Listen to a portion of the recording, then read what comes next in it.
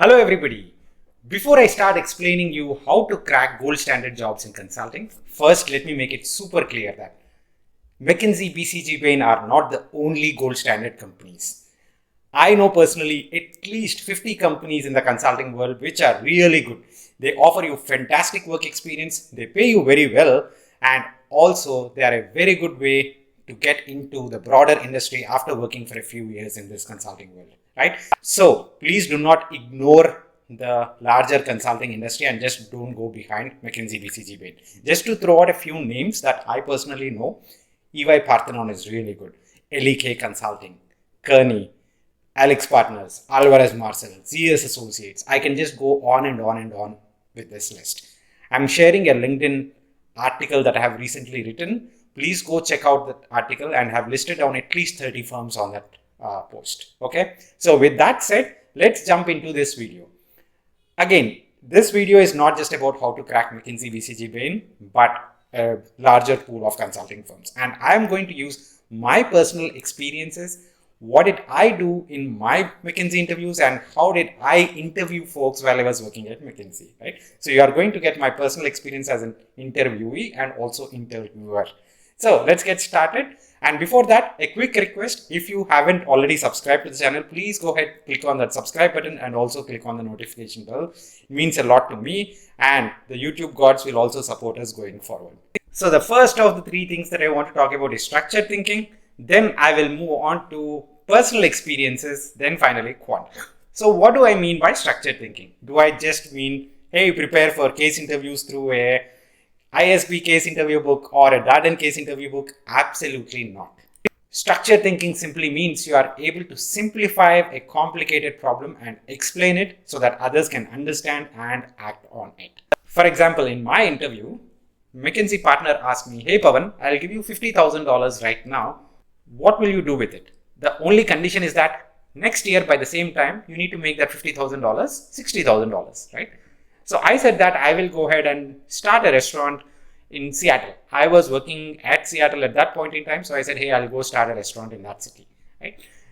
The partner asked me why. I said, hey, it's an area which I know very well. I know about the Indian cuisine. So I can start that restaurant and I know that there is not enough competition over there.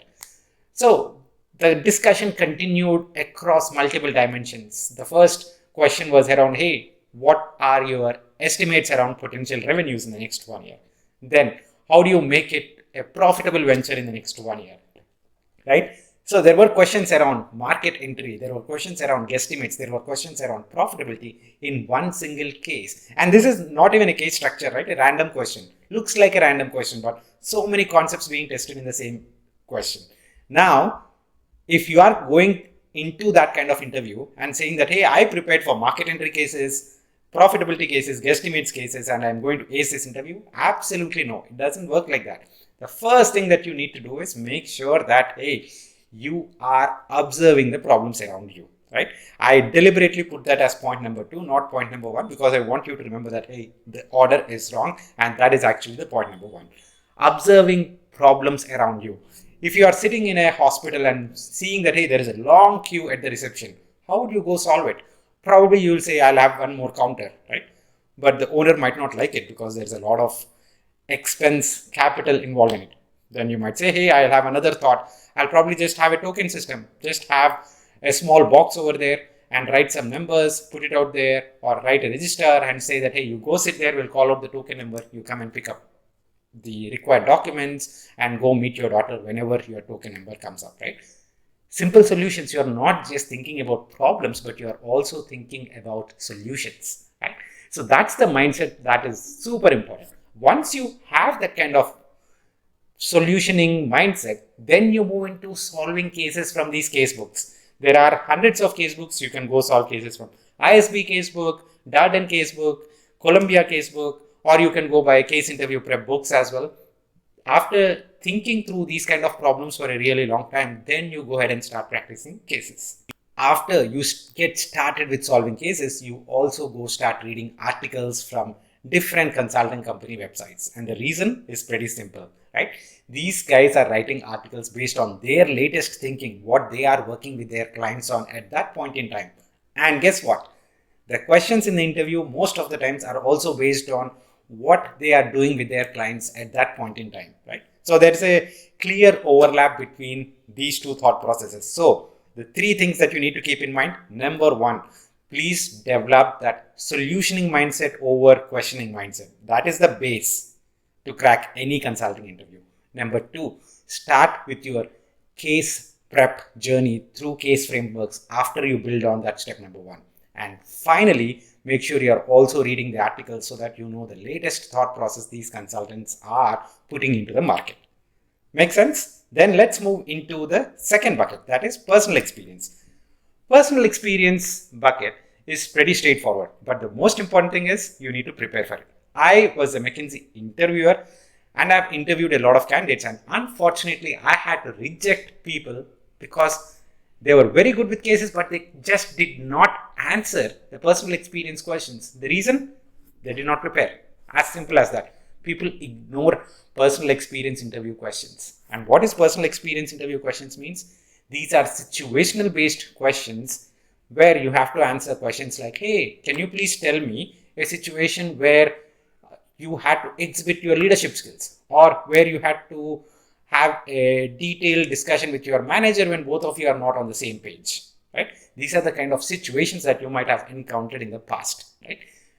People know, hey, I'll just wing it through. If you know what I mean by wing it through, please put it in the comments box. Would love to read, right? So these questions are easy to answer only if you are prepared. And how do you prepare for it, right? Simple framework. Go use SAR. Situation, action, resolution. What is the situation that you are explaining? What are the 3 or 4 things that you are actually doing in that situation? And finally, what was the result? This is $1 million tip, guys. People pay hundreds of dollars to get this particular tip from professional interview support people. You are getting it here for free. Please use it. The entire focus of the personal experience interviews should be around not situation, neither result, but the actions, what you have done. If you can emphasize what you have done in 3 to 4 ways for every situation, that is gold. Okay, I'm repeating myself again. Situation, action, resolution. Your focus should be on action. As simple as that. Okay. Now you can say, hey, I don't know where to get these questions. These questions are available on Bain website. Just type it on Google, Bain experience interviews. You will get potentially all the questions that you are going to be asked in these interviews. So do not ignore that part at all. Okay. I personally have rejected people who did not come prepared for personal experience interviews. So moving on to the third part, that is the quant. Just to clear some myths around quant. You don't need to be an expert in solving complex math problems. Nobody is asking you about trigonometry. Nobody is asking you around coordinate geometry. Nobody is asking you questions around calculus, right? These topics are not required at all. These are simple business math questions. Hey, if you do this, what would happen? If you do A, what would be the ROI? So there are probably 3 to 4 definitions of ROI. Please go ahead and read them. If you see, Corporate Financial Institute has written down the 2 most common definitions of ROI. I've given an interview question around ROI at ISB campus once, and 99% of the people could not solve it. The reason being, people get confused with the ROI definitions itself. I'm giving the link to that article in the description box. Please go check it out, right? And get that basic definition of ROI right. The third thing that I want to mention is that there's a lot of guesstimates involved. So please be comfortable with your demographics, right? Hey, what is the population of the country, income splits, age splits, so on and so forth. Not only for your country, but the country where you are interviewing. For example, if you are sitting in London and you are an Indian, you need to know the demographics of potentially both these countries, right? London, UK, and also Indian demographics. If you are an INSEAD student sitting in France, and if you are giving the interview to London office and you are an Indian, then hey, look at that. You need to know the demographics of France, you need to know the demographics of London office or UK, and then you also need to know the demographics of your home country. So where you are sitting, the office that you are applying, and finally your home country demographics. So all these 3 things are super important. Do not ignore any of them. After getting these kind of basic demographics right, basic understanding of ROI right, then go ahead and start solving problems from these case interview books. Okay, that is enough. You do not need to go and solve thousands of math questions. All you need to solve is probably 10 to 20 varieties of math questions and you will be sorted. Right? So these are the 3 steps, guys, to crack any gold standard consulting firm. Once again, repeating myself, it is not just McKinsey, BCG, Bain, but as I mentioned, please go check out that LinkedIn post. I've given links to at least 25 plus consulting companies. All right, guys, hope this is super helpful for you. If you like the content, please click on the like button and also subscribe to the channel. We'll see you again tomorrow. Take care. Bye-bye.